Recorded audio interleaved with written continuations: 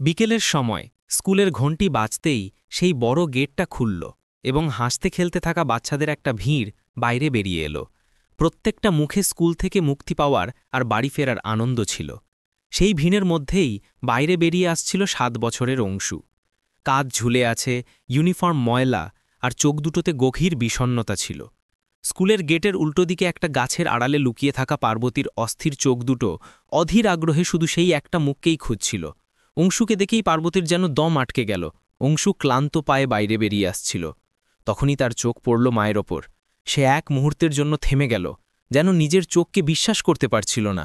আর তারপরেই মাম্মি একটা চিৎকার তার গলা থেকে বেরিয়ে এলো, আর সে পাগলের মতো ছুটে এসে পার্বতীর পা জড়িয়ে ধরল। মাম্মি, তুমি সত্যি এসে গেছ? তুমি আমাকে বাড়ি নিয়ে যেতে এসেছো, তাই না?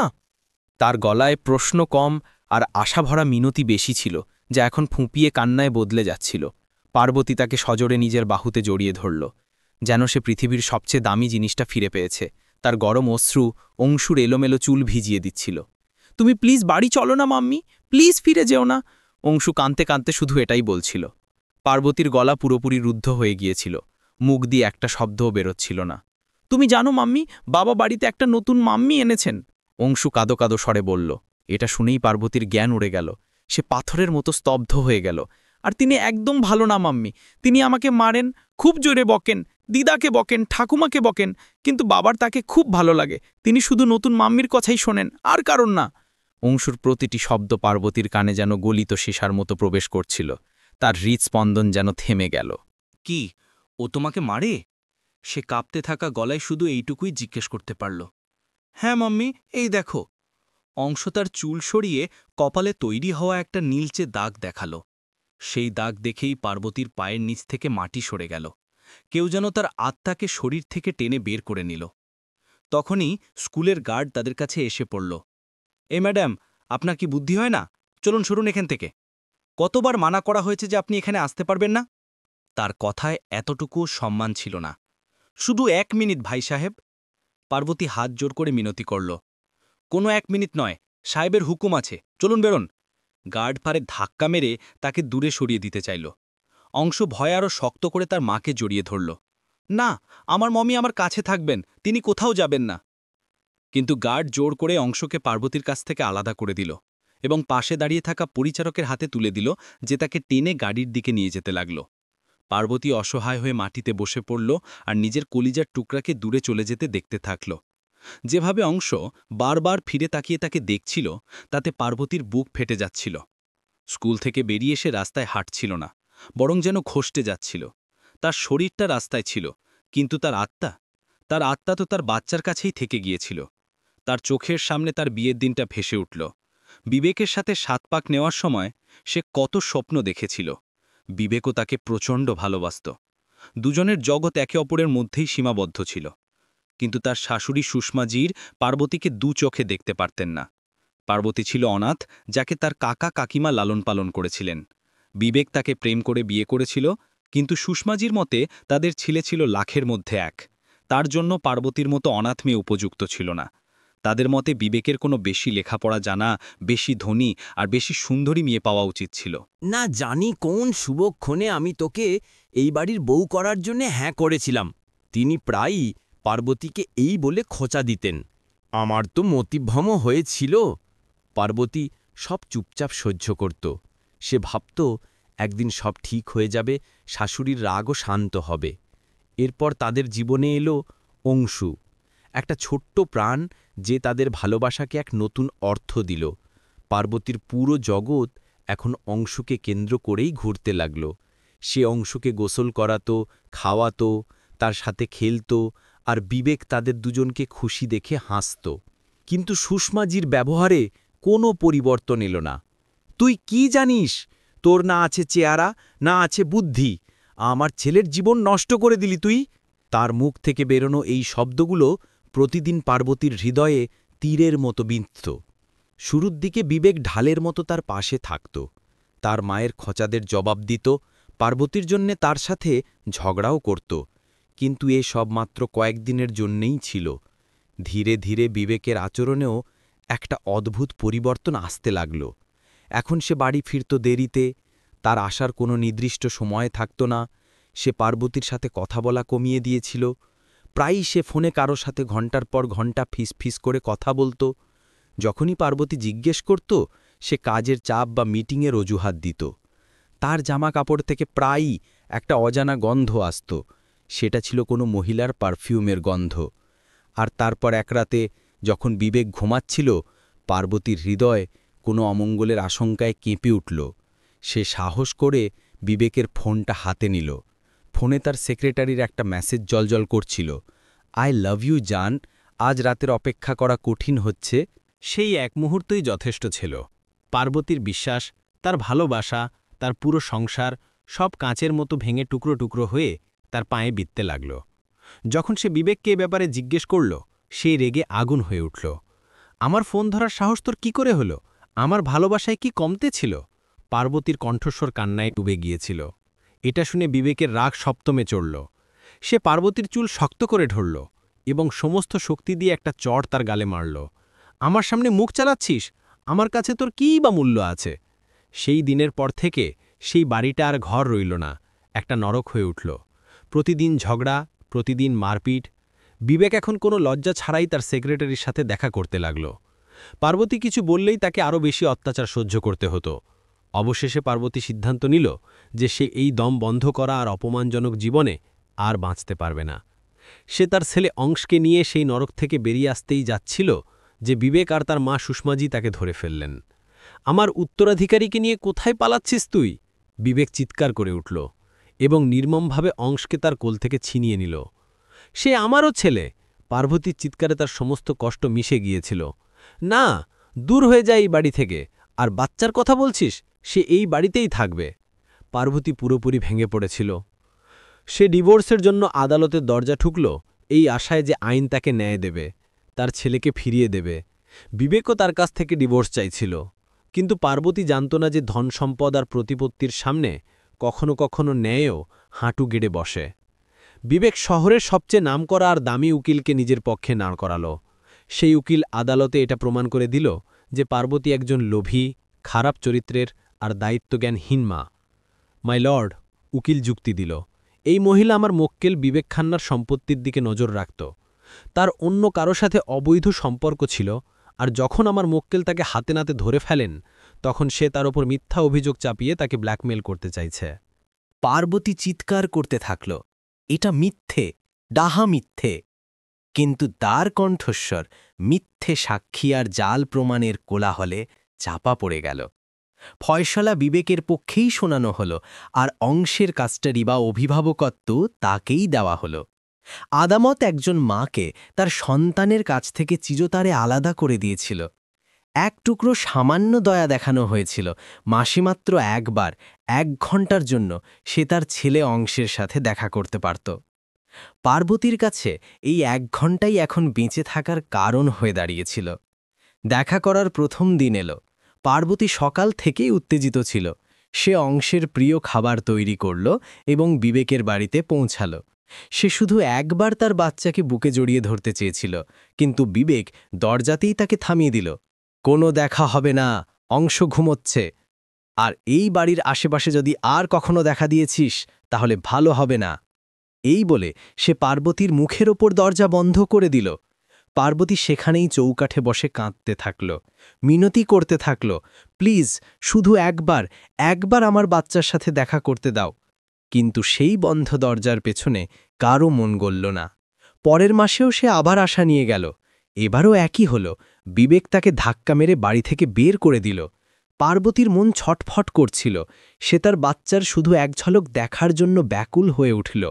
এই কারণেই সে লুকিয়ে লুকিয়ে তার স্কুলের বাইরে দাঁড়িয়ে থাকত। কিন্তু আজ অংশ থেকে ফেরার পর রাস্তায় চলতে থাকা পার্বতী ছিল শুধু একটা চলন্ত শরীর, যার আত্মা তো তার কাঁদতে থাকা ছেলে নিয়েই চলে গিয়েছিল। তার চোখের সামনে শুধু অংশের ফুপিয়ে ওঠা মুখটা ঘুরছিল। সে হুঁশি রাখেনি যে কখন হাঁটতে হাঁটতে সে রাস্তার মাঝখানে চলে এসেছে। তখনই একটা ট্রাকের হর্নের বুক কাঁপানো জোরে আওয়াজ এলো, আর তারপর তার চোখের সামনে চিরদিনের জন্য অন্ধকার নেমে এলো। রাস্তায় রক্তে ভিজে পড়ে থাকা পার্বতীর শ্বাস প্রায় থমকে গিয়েছিল। মানুষের ভিড় থেকে কেউ একজন তাকে চিনতে পেরে অ্যাম্বুলেন্স ডাকল এবং সেই মহিলা আশ্রমে খবর দিল, যেখানে পার্বতী ছোটখাটো কাজ করে নিজের জীবন চালাচ্ছিল। আশ্রমের পরিচালিকা শারদাজি সঙ্গে সঙ্গে হাসপাতালে পৌঁছালেন। পার্বতীর অবস্থা খুব সংকটজনক ছিল, তার মুখ গুরুতরভাবে ক্ষতিগ্রস্ত হয়েছিল। শারদাজি তার চিকিৎসা করালেন। ধীরে ধীরে অবস্থার উন্নতি হতে লাগল। যখন তার জ্ঞান ফিরল, তখন সে কথা বলতে পারছিল না, নড়াচড়াও করতে পারছিল না। তার পুরো শরীর এক অসহনীয় যন্ত্রণায় কাতরাচ্ছিল। কিন্তু শরীরের যন্ত্রণা থেকে তার হৃদয়ের ব্যথা ছিল অনেক বেশি। অংশ, আমার বাচ্চা, সে মনে মনে ফিসফিস করে বলত। ধীরে ধীরে 2 মাসের চিকিৎসার পর তার শরীরের ক্ষতগুলো ভরে গিয়েছিল, কিন্তু একটা ক্ষত এমন ছিল যা কোনোদিনও ভরতে পারত না। যেদিন পার্বতী কাঁপতে থাকা হাতে আয়না তুলল, আর যে মুখটা সে আয়নায় দেখল, সেটা তার নিজের ছিল না। সেটাকে একটা অচেনা মুখ মনে হচ্ছিল। দুর্ঘটনা তার মুখ এমনভাবে বিকৃত করে দিয়েছিল যে সার্জারির পরেও সে আর আগের মতো পার্বতী ছিল না। চোখ দুটো একই ছিল, গভীর, যন্ত্রণাবিদ্ধ, মমতা ভরা, কিন্তু বাকি মুখটা অনেকটাই পাল্টে গিয়েছিল। পার্বতী আয়নায় সেই নতুন মুখটা দেখে হাউমাউ করে কেঁদে উঠল। এটা সেই মুখ নয় যাকে আমার ছেলে মাম্মি বলে ডাকত। এখন আমার ছেলে আমাকে কিভাবে চিনবে? সে শারদাজিকে জড়িয়ে ধরে কাঁদতে লাগল। আমি তো আমার পরিচয় হারিয়ে ফেললাম। শারদাজি তাকে সামলালেন। মুখ বদলালে মায়ের মমতা বদলায় মা পার্বতী, তুমি আজও অংশের মা। পার্বতীর শরীরের ক্ষত তো সেরে গিয়েছিল, কিন্তু এখন তার মনের ক্ষত তাকে ঘুমাতে দিচ্ছিল না। তার ছেলের চিন্তা, তার ভালোবাসা তাকে এক নতুন শক্তি দিচ্ছিল। সে মনস্থির করে ফেলল, সে এভাবে হার মানতে পারে না। সে তার ভাগ্যকে এভাবে ছেড়ে দিতে পারে না। সে আয়নায় তার নতুন মুখটা আবার দেখল, আর প্রথমবারের মতো সেই মুখে সে একটা অসা দেখতে পেল, একটা অস্ত্র দেখতে পেল। সে ভাবল, যদি আমি পার্বতী হয়ে আমার ছেলের সাথে দেখা করতে না পারি, তাহলে অন্য কোনো পরিচয় নিয়ে দেখা করব। এখন তার জীবনের একটাই উদ্দেশ্য ছিল, নিজের ছেলের কাছে ফিরে যাওয়া। দুর্ঘটনার পর সে খুব দুর্বল ও রোগা হয়ে গিয়েছিল। আশ্রমে কাজ করা বিহারের মহিলাদের সাথে থাকতে থাকতে সে তাদের বলার ধরন, তাদের ভাষা শিখে নিয়েছিল। সে এই সব কিছুকেই নিজের অস্ত্র বানাল। সে একটা পুরনো সুতির শাড়ি পরল, তার পরিবর্তিত মুখটা ঘোমটা দিয়ে অর্ধেক ঢেকে নিল, আর তার চোখে ভরা মমতা আর যন্ত্রণা লুকিয়ে সে এক নতুন সফরের উদ্দেশ্যে বেরিয়ে পড়ল। এমন একটা সফর যা তাকে আবার সেই বাড়ির চৌকাঠে ফিরিয়ে এনেছিল, যেখান থেকে তাকে নির্মমভাবে বের করে দেওয়া হয়েছিল। সে এখন আর পার্বতী নয়, সে পারো। আজ দিল্লির সবচেয়ে পশ এলাকায় তৈরি সেই বিশাল বাড়ির বাইরে দাঁড়িয়েছিল পারো। তার হাত কাঁপছিল। সে বহুবার দরজার ঘণ্টি বাজানোর জন্য হাত বাড়িয়েও প্রতিবার হাত ফিরিয়ে নিল। তার শ্বাস-প্রশ্বাস দ্রুত হচ্ছিল। মনের মধ্যে একটা ঝড় চলছিল। অবশেষে সাহস জুগিয়ে কাঁপতে থাকা আঙুল দিয়ে সে ঘণ্টি বাজিয়েই দিল। দরজা খুলল। সামনে দাঁড়িয়েছিল বিবেক, স্যুট বুটে, মুখে অহংকার আর চোখে রূঢ়তা। সে তাকে মাথা থেকে পা পর্যন্ত ঘৃণার দৃষ্টিতে দেখল এবং তিক্ত স্বরে জিজ্ঞেস করল, কে তুমি? কি চাই? তাকে দেখেই পারো শ্বাস আরও দ্রুত হয়ে গেল। সে নিজের ভেতরের সমস্ত সাহস জড়ো করল এবং বিহারি টান ও তোকলাতে থাকা গলায় বলল, কাজ চাই বাবুজি, ঘরের সব কাজ করতে পারি আমরা। বিবেক বিরক্তিতে মুখ মেকাল, এখানে কোনো কাজ নেই, যাও বেরো এখান থেকে। সে দরজা বন্ধ করতে যাচ্ছিল, তখনই ভেতর থেকে একটা আওয়াজ এলো, দাঁড়াও, কাকে তাড়িয়ে দিচ্ছ বাইরে? এক মহিলা, যার গলায় সোনার ভারী হার, হাতে ঝকঝকে চুড়ি আর মুখে দামি মেকআপ, তিনি বাইরে বেরিয়ে এলেন। তোমার কাজ চাই? সেই মহিলা প্রশ্ন করলেন। জি ম্যাম সাব, আমাকে ভার্মা আন্টি পাঠিয়েছেন, পাশের বাড়ির। পারো মাথা নিচু করে জবাব দিল। ঠিক আছে, ভেতরে এসো। তোমার নাম কি? পারো বলে আমাকে, বিহার থেকে এসেছি আমি, সে মৃদু স্বরে বলল। পারো সেই বাড়িতে প্রথম পা রাখতেই তার পাঁতটা কেঁপে উঠল। তার দৃষ্টি অস্থিরভাবে এদিক ওদিক ঘুরতে লাগল, যেন কিছু খুঁড়ছিল। তখনই সিঁড়ি থেকে ছোট্ট অংশ লাফাতে লাফাতে নিচে নেমে এলো। তাকে দেখেই পারোর চোখে জলের বন্যা নেমে এলো। সে তার সন্তানকে শুধু দেখেই যাচ্ছিল, এক মুহূর্তের জন্য পলক না ফেলে। তার হাত দুটো আপনা আপনি এগিয়ে যেতে চাইল, তাকে ছুঁতে, তাকে বুকে জড়িয়ে নিতে, কিন্তু তখনই সে নিজেকে সামলাল। সঙ্গে সঙ্গে তার ঘুমটা আরও টেনে দিল, আর চোখে জমা জলগুলো চোখের পাতাতেই চেপে ধরল। বাচ্চাটা তার দিকে তাকিয়ে নিষ্পাপভাবে হাসল। আপনি কে? পারো সাহস করে থেমে থেমে রুক্ষ গলায় বলল, আমরা কাজ করতে এসেছি বিটুয়া, ঘরের সব কাজ। ও! অংশ আবার হেসে ভেতরে উধাও হয়ে গেল। মেমসাব তাকে ঘরের কাজ বোঝাতে শুরু করলেন, আর পারো তার কাজে লেগে গেল। পারোর চেহারায় পার্বতী এখন সেই বাড়িতে পরিচারিকা হয়ে গেল যেখানে একসময় সে মালকিন ছিল। তার হাত মেশিনের মতো কাজে লেগে থাকত, কিন্তু তার আত্মা তো প্রতি মুহূর্তে তার প্রিয় অংশের আশেপাশে ঘোরাফেরা করত। সন্ধ্যা নামার সময় যখন সে সবার নোংরা কাপড় ধোয়ার জন্য জড়ো করছিল, তখন তার হাতে একটা ছোট শার্ট এলো। এই শার্টটা অংশের খুব প্রিয় ছিল। পার্বতীর সঙ্গে সঙ্গে মনে পড়ল এই শার্টটা সে অংশের জন্মদিনে কিনেছিল। সেই বন্ধ বাথরুমে, যেখানে তাকে কেউ দেখতে পারত না, সে শার্টটা ধীরে ধীরে নিজের মুখের কাছে নিয়ে এলো, আর যেই তার সুবাস তার শ্বাসে মিশল, সে সেখানেই মাটিতে বসে পড়ল। এটা তার ছেলের গন্ধ ছিল। সে সেই শার্টটা নিজের বুকে এমনভাবে চেপে ধরে কাঁদতে লাগল যেন সে তার ছেলেকেই গলা জড়িয়ে ধরছে। তার অশ্রু শার্টটা ভিজিয়ে দিচ্ছিল। অংশ, আমার বাচ্চা, আমার রাজা বেটা, তুমি জানো তোমার মা তোমার এত কাছে আছে, কিন্তু তুমি আমাকে চিনতে পারছো না। আমি তোমাকে ছুঁতেও পারছি না, শুধু দূর থেকে দেখতে থাকি, যেমন কোনো ভিখারি মন্দিরের বাইরে থেকে ভগবানকে দেখে। সে কাপড়গুলো শুকতে থাকল, চুমু খেতে থাকল, সেগুলোকে নিজের বুকে জড়িয়ে রাখতে থাকল। তখনই বাইরে থেকে কাজলের আওয়াজ এলো, এই পারো, মরে গেলি নাকি ভেতরে? 1 ঘন্টা ধরে কি করছিস? আসছি ম্যাম সাহেব। পার্বতী তাড়াতাড়ি নিজের চোখ মুছে দ্রুত কাপড় কাচতে লাগল। পরের দিন সন্ধ্যায় অংশ খেলতে খেলতে হঠাৎ পড়ে গেল। তার হাঁটুতে কাঁচের একটা সূচালো টুকরো ঢুকে গেল। সে যন্ত্রণার তীব্রতায় চিৎকার করে উঠল। পার্বতীর বুক ফেটে গেল। সে সব কিছু ভুলে দ্রুত ছুটে গেল, কিন্তু তখনই কাজলও সেখানে পৌঁছাল। অংশ যন্ত্রণায় কাতরাচ্ছিল। মাম্মি, আমার মাম্মিকে চাই, আমাকে তার কাছে নিয়ে চলো। সে কষ্টে তার আসল মাকে ডাকছিল। এটা শুনেই কাজল রেগে আগুন হয়ে গেল। কি বললি তুই? আজ তোর মায়ের কথা মনে পড়ছে? সে তো তোকে ছেড়ে পালিয়ে গেছিল আমার জীবনটা শেষ করার জন্য। চুপ হয়ে যা, নয়তো দেখে নিস। বলতে বলতে কাজল অংশের গালে সজোর একটা চড় মারল। বন্ধ কর তোর এই ড্রামা, এক্ষুনি। পার্বতীর রক্ত টক বক করে উঠল। সে কাজলের হাত শক্ত করে ধরল। মারবেন না মেমসাব, বাচ্চাও। তুই আমাকে শেখাবি কিভাবে ব্যবহার করতে হয়? নিজের কাজ নিয়ে থাক। কাজল রাগে তার হাত ঝটকা দিয়ে সরিয়ে দিল। সে অংশকে টানতে টানতে ভেতরে নিয়ে গেল।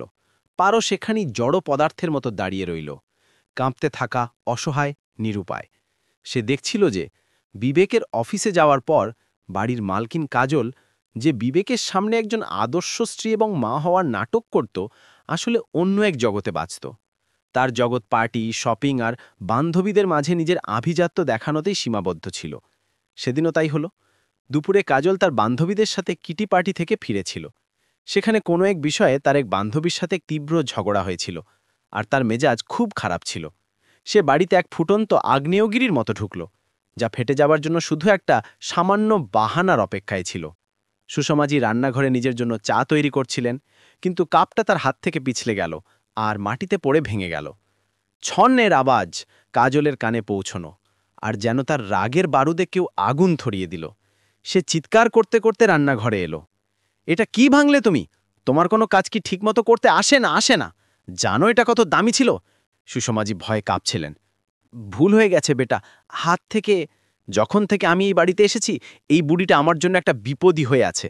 না কোনো কাজের কাজই। একদিন তোমাকে বৃদ্ধাশ্রমে পাঠিয়েই তবে শান্ত হব। কাজল অনবরত বিষ উদ্গীরণ করছিল। পারো, যে কাছেই কাজ করছিল, তার কানে এই শব্দগুলো ছুরির মতো বিঁধল। কাজলের সুন্দর মুখটা এই মুহূর্তে কোনো বিষাক্ত মুখোশের মতো লাগছিল। সুষমাজির ঝুঁকে থাকা দৃষ্টি আর তার চোখের জল দেখে প্রথমবারের মতো পার্বতীর তার শাশুড়ির জন্য করুণা হল। যে মহিলা তাকে একসময় এত কষ্ট দিয়েছিলেন, আজ তিনি নিজেই কত অসহায় আর দুর্বল। ঠিক সেই সময় অংশ তার শৈল্পিক জগতে মগ্ন হয়ে রঙে আঙুল ডুবিয়ে ড্রয়িং বইয়ে কিছু আঁকছিল। সে তার দিদাকে ঠাকুমা দেখাতে চেয়েছিল, কিন্তু উৎসাহে তার হাত থেকে রঙের একটা কৌটা গড়িয়ে পড়ল এবং সরাসরি ইটালি থেকে আনা সাদা কার্পেটের ওপর গিয়ে পড়ল। লাল রঙের একটা বড় দাগ কার্পেটে ছড়িয়ে গেল। সে তার বড় বড় নিষ্পাপ চোখ দিয়ে প্রথমে নিচে ছড়ানো রং দেখল, তারপর তার মায়ের রাগে টকটকে মুখটা দেখল। তার মুখ ভয়ে সাদা হয়ে গেল। এক মুহূর্তের জন্য নীরবতা নেমে এলো। তারপর কাজলের একটা চিৎকার সেই নীরবতাকে চিরে দিল। বেয়াদব কথাকার, তুই এটা কি করলি? সে অংশের ছোট্ট হাতটা এত জোরে ধরল যে বাচ্চাটা যন্ত্রণায় চিৎকার করে উঠল। Sorry mummy, sorry. অপয়া কথাকার, তোমরা দিদানাতি মিলে আমার জীবনটা নষ্ট করে দিয়েছ। কাজল আত্মনিয়ন্ত্রণ হারালো। তোর কাণ্ডকারখানা আমাকে পাগল করে দিয়েছে। আর তারপরেই সে সেই নিষ্পাপ 7 বছরের বাচ্চাটার গালে একের পর এক দুটো সজোরে চড় মারল। আওয়াজটা এত জোরে ছিল যে পারোর মনে হল চটটা অংশকে নয়, তার নিজের হৃদয়ে পড়েছে। অংশ মাটিতে পড়ে গেল। অংশের ছোট ছোট গালে আঙুলের লাল দাগ ভেসে উঠল। সে কাঁদেনি, সে শুধু হতবম্ব হয়ে তার সৎ মাকে দেখতে থাকল। তার চোখে ছিল ভয় আর বিস্ময়। আর তারপর যখন যন্ত্রণার অনুভূতি হল, সে ফুপিয়ে কাঁদতে শুরু করল। এবার পার্বতী আর সহ্য করতে পারল না। তার ভেতরের মা আর চুপ করে থাকতে পারল না। সে ছুটে এগিয়ে এলো এবং অংশকে টেনে নিজের বুকে জড়িয়ে নিল। সে কাজলের চোখে চোখ রেখে কাঁপতে থাকা কাঁদো কাঁদো গলায় বলল, না মেম সাব, না, এবার থামুন, ছোট্ট একটা বাচ্চাও। অংশ একটা আহত পাখির মতো তার বুকে জড়িয়ে গেল। সে তার ছোট্ট আঙ্গুল দিয়ে পারোর শাড়ির আঁচল এত শক্ত করে আঁকড়ে ধরল এবং ফুপিয়ে ফুপিয়ে কাঁদতে লাগল। সে তার বুকে মুখ লুকিয়ে এমনভাবে কাঁদছিল যেন সে বহু বছর ধরে এই নিরাপদ আশ্রয়ের সন্ধানে ঘুরে বেড়াচ্ছিল। কাজল এক মুহূর্তের জন্য হতবাক হয়ে গেল, তারপর আবার নিজের আসল রূপে ফিরে এলো। তোর এত সাহস যে তুই আমাদের মাঝে কথা বলছিস? সে অংশুর দিকে ঘৃণা ভরে তাকালো এবং গর্জন করে তাকে নিজের ঘরে যাওয়ার হুকুম দিল। সুষমাজিও দরজায় দাঁড়িয়েই পুরো দৃশ্য দেখছিলেন। আজ তার বুড়ো চোখে জল ছিল, আর ছিল গভীর অনুশোচনা। আজ তার নিজের পুত্রবধূ পার্বতীর কথা মনে পড়ছিল। আজ এই বাড়ির এক পরিচারিকা সেই সাহস দেখালো যা হয়তো তাদের নিজের পুত্রবধূ পার্বতীও দেখাত যদি সেইখানে থাকত। কিছুক্ষণ পর বিবেক অফিস থেকে বাড়ি ফিরল। বিবেক আসতেই কাজলের পুরো রূপটাই বদলে গেল। তার মুখে একটা মিষ্টি হাসি ভেসে উঠল, আর তার কথায় যেন মধু ঝরে পড়ল। আপনি এসে গেছেন? খুব ক্লান্ত হয়ে গেছেন না? আসুন, আমি আপনার জন্য গরম গরম খাবার তৈরি করে রেখেছি। কাজল বিবেকের হাত থেকে ব্যাগ নিতে নিতে বলল। বিবেক হেসে দিল, তুমি সত্যি আমার কত খেয়াল রাখো। পার্বতী এক কোণে দাঁড়িয়ে এসব দেখছিল। এই ভান, এই ভণ্ডামি, কাজলের এই পরিবর্তিত রূপের ওপর তার ঘৃণা হচ্ছিল। খাবার খাবার সময় বিবেক জিজ্ঞেস করল, অংশুকে দেখা যাচ্ছে না? কোথায়? নিজের ঘরে হোমওয়ার্ক করছে। কাজল হাসি বজায় রেখে বলল, খুব লক্ষ্মী ছেলে, পুরো মনোযোগ পড়ায় থাকে। পার্বতী রাগে ভরে গেল। মিথ্যে, ডাহা মিথ্যে। তার ছেলের ফুপিয়ে কান্নার শব্দ এখনও তার কানে প্রতিধ্বনিত হচ্ছিল। সে জানত যে তার ছেলে ক্ষুধার্ত, কাঁদছে আর ঘরে একা পড়ে আছে। সেই রাতে যখন পুরো বাড়ি গভীর ঘুমে আচ্ছন্ন, তখন পারো চুপি চুপি রান্নাঘরে গেল। সে খুব যত্ন করে অংশুর জন্য খাবার গরম করল এবং একটা থালায় সাজিয়ে চুপিসারে অংশুর ঘরে পৌঁছল। অংশু তার বইয়ের স্তূপের মধ্যেই ঘুমিয়ে পড়েছিল। তার নিষ্পাপ গালে চড়ের লাল দাগ এখনও ছিল। পার্বতী খুব নরমভাবে তাকে জাগালো, বেটা, ওঠো, একটু খাবার খেয়ে নাও। অংশু ঘুম জড়ানো চোখ খুলল। পারো আন্টি? হ্যাঁ বেটা, আমি তোমার জন্য খাবার এনেছি, চলো খেয়ে নাও। অংশুর চোখে এক অদ্ভুত ঔজ্জ্বল্য এলো। সে সত্যিই খুব ক্ষুধার্ত ছিল। পারো তাকে নিজের হাতে ঘ্রাস খাইয়ে দিল। থ্যাংক ইউ পারো আন্টি, আপনি পৃথিবীর সেরা আন্টি, অংশু নিষ্পাপভাবে বলল। সেই রাতে পার্বতীর ভেতরে আবেগের এক ঘূর্ণিঝড় বইছিল। আজ সে নিজের চোখের সামনে তার কলিজার টুকরাকে মার খেতে দেখেছে। হে ঈশ্বর, ওই মহিলা আমার বাচ্চাকে, আমার ছোট্ট বাচ্চাকে এত নির্মমভাবে মারে, তার সাথে জানোয়ারের মতো ব্যবহার করে, আর আমি হাত গুটিয়ে বসে আছি। না, আর না। সে মনে মনে সিদ্ধান্ত নিল, এবার ওই মিথ্যাবাদী শয়তান মহিলার মুখের মুখোশ খোলার সময় এসে গেছে। আমার ছেলেকে এই নরক থেকে মুক্তি দেওয়ার সময় এসে গেছে। তার চোখে এখন আর জল ছিল না, এখন ছিল শুধু আগুন। এক মায়ের হৃদয়ে লাগা সেই আগুন, যা এবার এই বাড়িতে অনেক কিছু পুড়িয়ে ছাই করে দিতে চলেছে। এক রাতে হঠাৎ অংশ তার ঘরে জোরে জোরে চিৎকার করতে শুরু করল। সে স্বপ্নে দেখছিল যে সে এক অন্তহীন অন্ধকার রাস্তায় একা ছুটছে আর মাম্মি মাম্মি বলে ডাকছে, কিন্তু তার আওয়াজ কারো কাছে পৌঁছচ্ছিল না। তার বুক কাঁপানো চিৎকার শুনে বিবেক আর কাজল ঘাবড়ে গিয়ে বিছানা ছেড়ে উঠল। সুষমাজিও ছুটে তার ঘরে পৌঁছালেন। কি হলো বেটা, কি হলো? বিবেক তাকে জাগানোর চেষ্টা করল, কিন্তু অংশের চোখ বন্ধ ছিল আর সে শুধু চিৎকার করছিল, আমি এখানে থাকব না, মাম্মি মাম্মি। ঘুম ভাঙার কারণে বিরক্ত কাজল বিবেককে দেখানোর জন্য ভালোবাসার মুখোশ পরে বলল, অংশ বেটা, দেখো আমি এখানে আছি তোমার মাম্মি। সে অংশকে ছোঁয়ার চেষ্টা করল, কিন্তু অংশ তার হাত ঝটকা দিয়ে সরিয়ে দিল। না, তুমি নোংরা, তুমি আমার মাম্মি ন। সে আরও জোরে কাঁদতে শুরু করল। কাজলের মুখ ঘৃণা ভরে গেল। সে মনে মনে ভাবল, মন তো চাইছে এর গলা টিপে দিই, চিরতরে ঘুম পাড়িয়ে দিই। সুষমাজি নাতির মাথায় হাত বলালেন, শান্ত হয়ে যা আমার সোনা, দেখ দিদা এখানে আছে। কিন্তু অংশের কান্না থামল না। পারো দরজায় দাঁড়িয়ে সব দেখছিল। তার ছেলে ছটপট করছিল, আর ৩ জন লোক তার আশেপাশে থাকা সত্ত্বেও সে একা ছিল। তার আর সহ্য হল না। সে ধীরে ধীরে ভেতরে এলো এবং অংশের বিছানার কাছে গেল। যেই পারোর হাত অংশের শরীরে ঠেকল, অংশের চিৎকার ফুপিয়ে কান্নায় বদলে গেল। তার কাঁপতে থাকা শরীর যেন একটা পরিচিত আশ্রয় খুঁজে পেল। পারো তাকে নিজের কোলে তুলে নিল। এটাই সেই স্পর্শ ছিল, সেই কোল ছিল, সেই গন্ধ ছিল যা অংশের ছোট্ট হৃদয় খুঁজছিল। তার আত্মা তার মাকে চিনে গিয়েছিল। অংশ চোখ খুলল এবং পারোকে দেখল। তারপর সে নিজের মাথা তার আঁচলে লুকিয়ে ফেলল। পারোর চোখ থেকে অশ্রুর ধারা বইতে লাগল। এটাই সেই অনুভূতি ছিল যার জন্য সে বেঁচেছিল। সে ধীরে ধীরে আদর করে অংশের পিঠ চাপড়ে দিচ্ছিল, আর অংশ শান্ত হয়ে গেল, একদম শান্ত। সে তার মায়ের কোলে, তার মায়ের হৃৎস্পন্দন শুনতে শুনতে শান্তির ঘুম ঘুমিয়ে পড়ল। ঘরে দাঁড়িয়ে থাকা বিবেক, কাজল আর সুষমাজি স্তম্ভিত হয়ে গেলেন। তারা নিজেদের চোখকে বিশ্বাস করতে পারছিলেন না। যে বাচ্চাকে তারা ৩ জন মিলেও চুপ করাতে পারছিলেন না, তাকে এই সামান্য পরিচারিকা কোলে নিতেই ঘুম পাড়িয়ে দিল। বিবেক তার স্ত্রী কাজলের দিকে তাকাচ্ছিল, আর তারপর সেই পরিচারিকার দিকে, যার কোলে আসতেই তার ছেলের মুখে শান্তির ভাব এসেছিল। সুষমাজিরও চোখ ভরে এলো। তার নিজের পুত্রবধূ পার্বতীর কথা মনে পড়ল। সেও ঠিক এভাবেই অংশকে নিজের কোলে শান্ত করে নিত। এই মহিলার মধ্যে ঠিক আমার পার্বতীর মতো মমতা আছে, তিনি মৃদু স্বরে বললেন। কিন্তু এখন অংশ খুশি থাকতে শুরু করেছিল। সে এখন পারোর ছায়া হয়ে গিয়েছিল। সে যেখানেই যেত, অংশ একটা ছোট্ট পাখির মতো তার পিছু পিছু ঘুরত। সে শুধু পারো আন্টির হাতেই খেতে চাইত। তাকে শুধু পারো আন্টির কাছ থেকেই গল্প শুনতে হতো। রাতে ঘুমানোর সময়ও সে তার ছোট্ট মুষ্টিতে পারোর শাড়ির আঁচল ধরে রাখত। তার ছোট্ট জগতে পারো এখন শুধু একজন পরিচারিকা ছিল না, সে ছিল নিরাপত্তা, সে ছিল শান্তি, সে ছিল মায়ের অনুভূতি, যা সে মুখে বলতে পারত না, কিন্তু তার হৃদয় প্রতি মুহূর্তে অনুভব করত। অন্যদিকে পারো প্রতি মুহূর্তে এই ভয়ে বাঁচত যে তার কোনো কাজ, কোনো আচরণ না তার রহস্যের পর্দা তুলে দেয়। আর সেই দিনটা বেশি দূরে ছিল না। একদিন কাজল বিবেকের জন্য তার প্রিয় ক্ষীর বানাচ্ছিল, কিন্তু জাফরান পাচ্ছিল না। কোথায় রাখলাম আমি, সে বিরক্ত হতে লাগল। কি চাই ম্যাম? আরে জাফরান পাচ্ছি না। কাজল অস্থির হয়ে এদিক ওদিক হাত মারছিল। তখনই পারো যন্ত্রের মতো সেই ড্রয়ারে হাত দিল এবং কোণ থেকে বের করে সে জাফরানের কৌটা তার হাতে ধরিয়ে দিল। এই যে মেম সাব। সে কৌটাটা কাজলের দিকে এগিয়ে দিতে গিয়ে বলল। এক মুহূর্তের জন্য রান্নাঘরে নীরবতা নেমে এলো। কাজল প্রথমে কৌটাটা দেখল, তারপর পারোর মুখটা। তার চোখ সন্দেহ ভরে কুঁচকে গেল।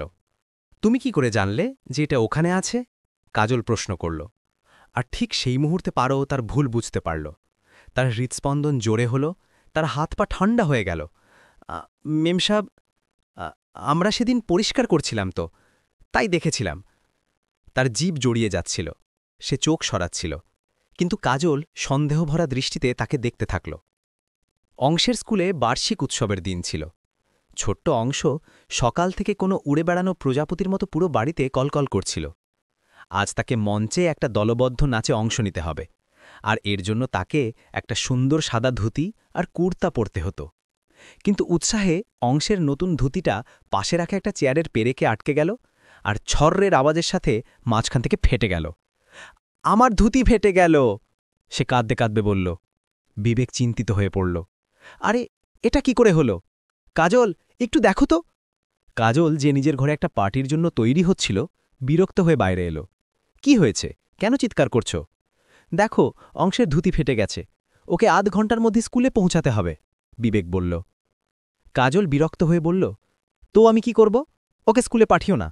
সে উদাসীনভাবে বলল এবং আবার তার ঘরের দিকে ফিরল। তখনই পারো এগিয়ে এলো। আনুন বেটা। সে মাটিতে বসল এবং সুই সুতো দিয়ে ধুতিতে সেলাই করতে শুরু করল।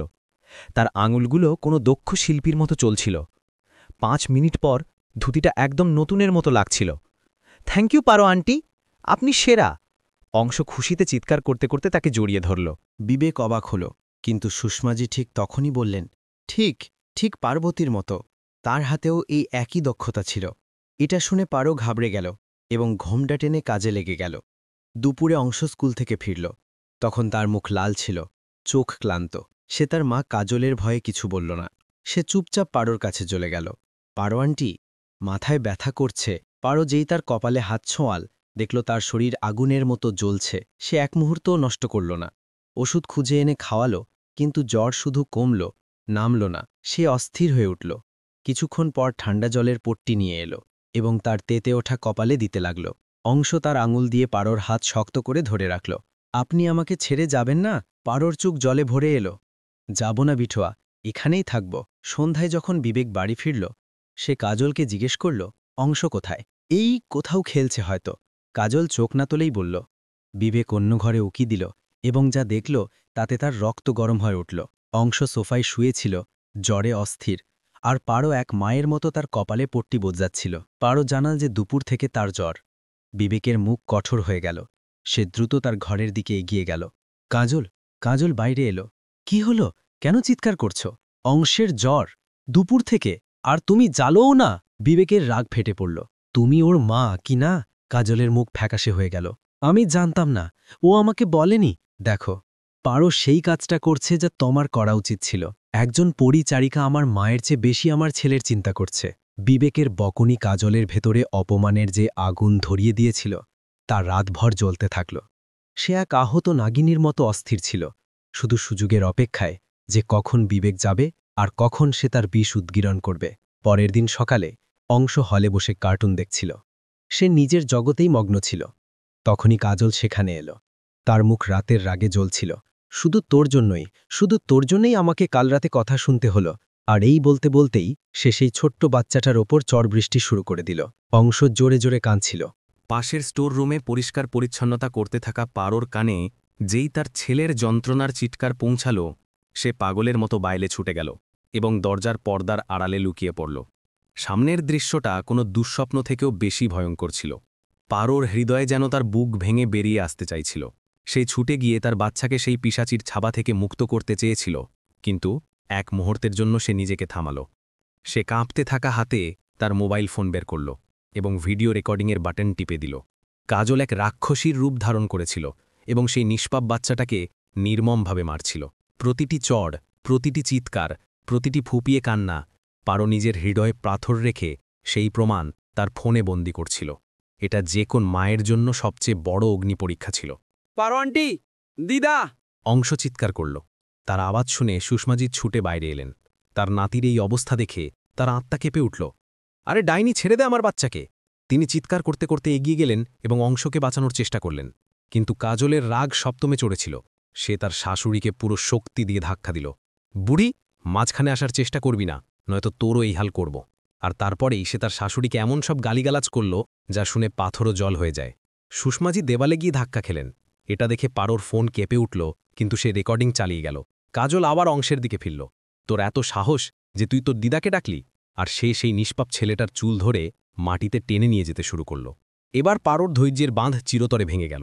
প্রমাণ যাক জাহান্নামে, দুনিয়া যাক চুলয়। এই মুহূর্তে সে ছিল শুধু একজন মা। সে এক বাঘিনীর মতো পর্দার পেছন থেকে বেরিয়ে এলো এবং কাজলের উপর ঝাঁপিয়ে পড়ল। সে কাজলের সেই হাতটা শূন্যেই থামিয়ে দিল, যা অংশের উপর আরও একটা আঘাত করার জন্য উঠেছিল। বাস, এবার যদি এর ওপর হাত তুলেছিস তো। পারোর কণ্ঠে এমন এক শীতলতার বিপদ ছিল যে কাজলও এক মুহূর্তের জন্য কেঁপে গেল। তুই পরিচারিকা হয়ে তোর এত স্পর্ধা? কাজল ফোঁস করে উঠল। পারো এক ঝটকায় অংশকে কাজলের খপ্পর থেকে ছাড়ালো এবং নিজের আঁচলে লুকিয়ে নিল। প্রাণটা কেড়ে নেবে নাকি এর? জানোয়ারের চেয়েও খারাপ তুমি। তার চোখে এমন জ্বলন্ত শেখা ছিল যে কাজলও ভয়ে দুপা পিছিয়ে গেল। দূর হয়ে যায় আমার বাড়ি থেকে, কাজল চিৎকার করল। তোর চাকরি আজই শেষ। না, যতক্ষণ না মালিক সাহেব আমাকে বের করে দিতে বলবেন, আমি এই বাড়ি থেকে এক পাও বাইরে রাখব না। পারো একই দৃঢ়তা নিয়ে জবাব দিল এবং ফুপিয়ে কাঁদতে থাকা বাচ্চাটাকে নিয়ে ঘরে চলে গেল। কাজল সেখানেই দাঁড়িয়ে রইল, রাগ আর অপমানে জ্বলতে জ্বলতে। আজ এই সামান্য পরিচারিকা তাকে সবার সামনে চ্যালেঞ্জ করে দিয়েছে। এখন এই যুদ্ধ হবে শেষ দেখার। সন্ধ্যায় বিবেক বাড়ি ফিরল। বিবেক আসতেই কাজল তার কান্নাকাটি শুরু করে দিল। বিবেক, এই পারো অংশকে আমার বিরুদ্ধে উস্কে দিচ্ছে। আমার ছেলেকে আমার কাছ থেকে কেড়ে নিতে চাইছে, ওকে খারাপ করেছে। কাজল অভিযোগের সুরে বলল। বিবেক তার দিকে তাকালো এবং অবাক হয়ে বলল, কিন্তু এমন বলছো কেন কাজল? আমার তো অংশকে আগের চেয়ে বেশি খুশি আর সুস্থ মনে হচ্ছে। সে এখন ঠিকমতো খায় আর রাতে শান্তিতে ঘুমায়। পারো ওর খুব ভালো খেয়াল রাখছে। এটা শুনে কাজল অবাক হয়ে গেল। তার চোখে পারো এখন আর শুধু একজন পরিচারিকা নয়, বরং একটা বিষ ফোড়া হয়ে উঠেছিল, যাকে গোড়া থেকে উপড়ে ফেলা জরুরি ছিল। সে মনে মনে সিদ্ধান্ত নিল, এবার এই মহিলাকে বাড়ি থেকে বের করার জন্য যে কোনো সীমা পার করতে হবে। একটু পরেই পুরো বাড়িতে কাজলের বুক কাঁপানো চিৎকার প্রতিধ্বনিত হল।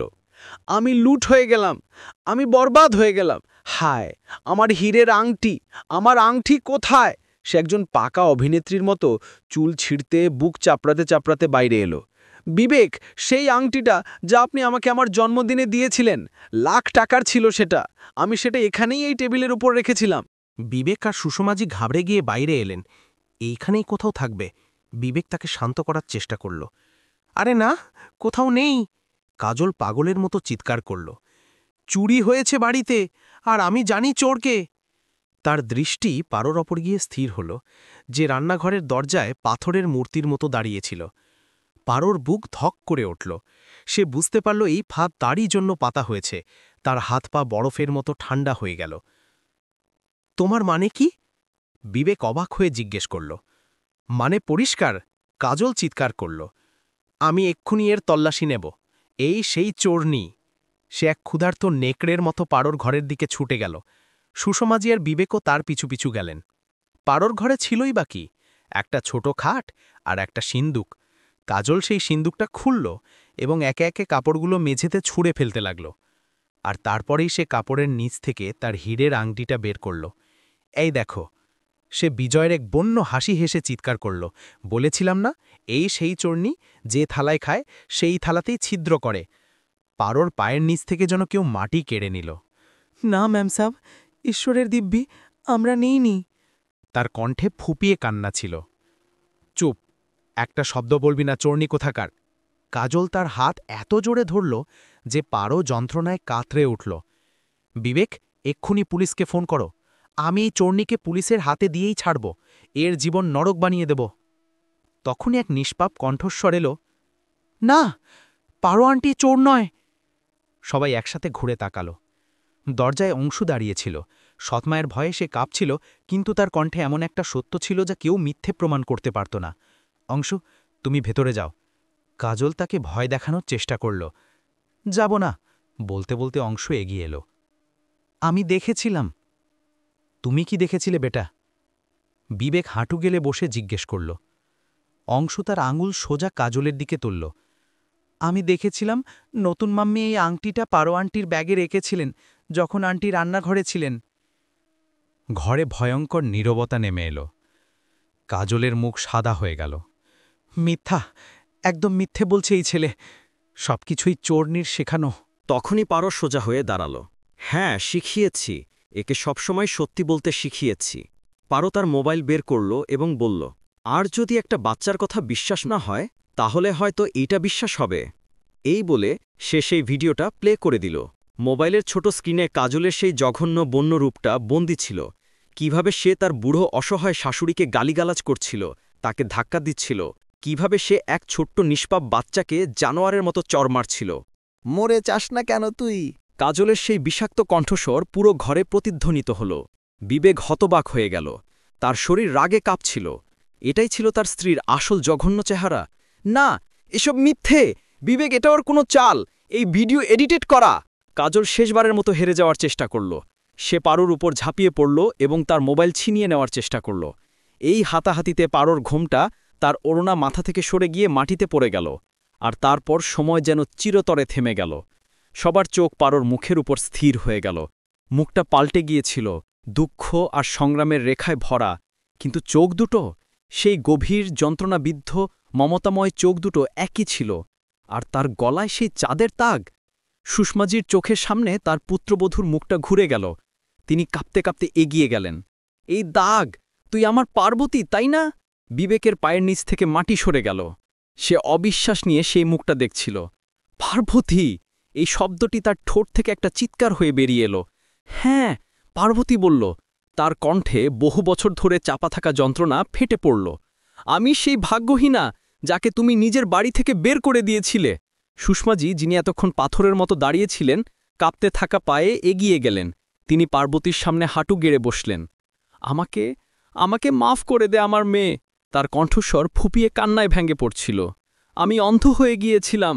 আমি নিজের ঘরের লক্ষ্মীকে লাথি মেরে তাড়িয়ে দিয়েছিলাম। আমি আমার নাতির কাছ থেকে তার মাকে কেড়ে নিয়েছিলাম। আমার চেয়ে বড় পাপী এই দুনিয়ায় আর কেউ নেই। পার্বতী সঙ্গে সঙ্গে তাকে তুলল। না মাজি, এমন বলবেন না। আজ বহু বছর পর তার মুখ থেকে মাজি শব্দটি বের হল, আর দুই নারী একে অপরকে জড়িয়ে ধরে হাউমাউ করে কেঁদে উঠলেন। এটা দেখে কাজলের ধৈর্যের বাঁধ ভেঙে গেল। হাততালি দিতে দিতে সে বলল, বাহ, কি নাটক চলছে! এখন এই বাড়িটা আমার, বেরিয়ে যায় এখান থেকে। সে পার্বতীর উপর চিৎকার করল। পার্বতী এক বাঘিনীর মতো গর্জন করে উঠল। সাহস থাকে তো বের করে দেখাও আমাকে এখান থেকে। এই বাড়িটা আমার বাচ্চার, আর আমি আমার বাচ্চাকে ছেড়ে কোথাও যাব না। অংশ ছুটে এসে তার মায়ের পা জড়িয়ে ধরল। মাম্মি, তুমি ফিরে এসেছ, আমি জানি তুমি আমার মাম্মি। পার্বতী ঝুঁকে তার ছেলেকে তুলে নিল এবং সজোরে জড়িয়ে ধরল। তার চোখে এখন আর জল নয়, বরং জ্বলন্ত অঙ্গার ছিল। সে কাজলের চোখে চোখ রেখে বলল, হ্যাঁ, আইন আমার কাছ থেকে আমার ছেলেকে কেড়ে নিয়েছিল, কিন্তু আজ সৃষ্টি, কোনো শক্তি, কোনো আদালত, কোনো ষড়যন্ত্র আমাকে আমার কলিজার টুকরো থেকে আলাদা করতে পারবে না। একবার আমি একটা খুব বড় ভুল করেছিলাম, এই দুনিয়ার তৈরি নিয়মের উপর ভরসা করে, মানবতায় বিশ্বাস করে নিজের সন্তান থেকে দূরে যাওয়ার। কিন্তু আর না, এখন যদি কেউ আমার বাচ্চাকে আমার কাছ থেকে আলাদা করার কথা মনেও আনে, তাহলে আমি তার সেই পরিণতি করব যে তার আত্মা ক্ষেপে উঠবে। এই পার্বতী, এই বাচ্চার মা এখন এখানেই থাকবে, যার যা করার আছে করে নিক। বিবেক! কাজল এবার তার শেষ এবং সবচেয়ে শক্তিশালী অস্ত্র প্রয়োগ করল। আমি তোমাকে শেষবারের মতো স্পষ্ট করে জিজ্ঞাসা করছি, হয় এই বাড়িতে এই মহিলা থাকবে, না হয় আমি। সিদ্ধান্ত এখন তোমার হাতে। সবার চোখ বিবেকের উপর স্থির হয়ে গেল। কাজলের পুরো বিশ্বাস ছিল যে বিবেক তাকেই বেছে নেবে। বিবেক কাজলের দিকে তাকাল। তার চোখে জল ছিল। আমি একবার আমার সন্তানের কাছ থেকে তার মাকে কেড়ে নিয়ে আমার জীবনের সবচেয়ে বড় পাপটা করে ফেলেছি। একটা নিষ্পাপ শিশুর কাছ থেকে তার মা, তার জগৎ, তার শান্তি কেড়ে নিয়েছিলাম আমি। নিজের হাতেই নিজের ঘরের সুখগুলোকে বাইরে বের করে দিয়েছিলাম। এটা ছিল আমার জীবনের সবচেয়ে বড়, সবচেয়ে জঘন্য ভুল। আর আমি এই পাপ দ্বিতীয়বার করতে পারি না। আমি আমার ছেলের কাছ থেকে তার মাকে আবার কেড়ে নিতে পারি না। এর জন্য আমাকে যাই হারাতে হোক না কেন। কাজলের পা কাঁপতে লাগল। তারপর বিবেক বলল, দরজা খোলা আছে কাজল, তোমার যেতে হলে যাও, কিন্তু পার্বতী এই বাড়ি ছেড়ে তার সন্তানকে ছেড়ে কোথাও যাবে না। কাজল ঘৃণা আর তাচ্ছিল্য ভরা একটা শেষ দৃষ্টি সবার দিকে ফেলল এবং মাটিতে পা আছাড়তে আছাড়তে চিরতরে সেই বাড়ি থেকে বেরিয়ে গেল। সে চলে যেতেই বিবেকের শরীরে সমস্ত শক্তি যেন শেষ হয়ে গেল। সে পাশে পড়ে থাকা চেয়ারে প্রাণহীনভাবে ধসে পড়ল। তার চোখ থেকে অনুশোচনার অশ্রু বইছিল, আর সে অবাক হয়ে সামনের দৃশ্যটা দেখছিল। পার্বতী মাটিতে বসেছিল, আর অংশ তার কোলে। সে তাকে জড়িয়ে ধরছিল, তার সাথে কথা বলছিল, তাকে এমনভাবে চুমু খাচ্ছিল যেন মরুভূমিতে ভটকে থাকা তৃষ্ণার্ত মানুষ জল পেয়েছে। আর অংশ, তার মুখে সেই স্বর্গীয় শান্তি ছিল যা একটা শিশু শুধু তার মায়ের কোলেই পায়। যেন বহু বছরের যন্ত্রণা, বহু বছরের অপেক্ষা আজ শেষ হল। এই দৃশ্য দেখে বিবেকের নিজের ভুল, নিজের পাপের এত গভীর অনুভূতি হল যে তার হৃদয় কষ্টে ফেটে পড়ল। বন্ধুরা, তালাক শুধু স্বামী স্ত্রীর বিচ্ছেদ নয়, তালাক সেই ঝড় যা পুরো পরিবারকে ছিন্নভিন্ন করে দেয়। আর এই ঝড়ের মাঝে সবচেয়ে বেশি পিষ্ট হয় সেই নিষ্পাপ শিশুটি, যার জগৎ দুটো টুকরো হয়ে যায়, যার হাসি কেড়ে নেওয়া হয়, আর তার শৈশব কোনো দিনও না ভরার মতো ক্ষতের শিকার হয়। কারণ মায়ের মমতার বাবার ছায়া ছাড়া একটা শিশুর শৈশব সবসময় অসম্পূর্ণ থেকে যায়। তো বন্ধুরা, পার্বতী যে পদক্ষেপ নিয়েছিল তাকে সঠিক ছিল? আপনার মতামত কমেন্ট বক্সে অবশ্যই লিখুন। আর এটাও জানান যে আপনারা আমাদের গল্পের কোন শহর থেকে শুনছেন। যদি আপনার জীবনেও এমন কোনো ঘটনা বা কোনো অভিজ্ঞতা হয়ে থাকে যে আপনি চান আমরা গল্পের আকারে সবার সামনে নিয়ে আসি, তাহলে আপনারা আমাদের অবশ্যই লিখে পাঠান। আপনারা কমেন্ট করতে পারেন অথবা ডিসক্রিপশনে দেওয়া ইমেল আইডিতেও মেল করতে পারেন। ধন্যবাদ।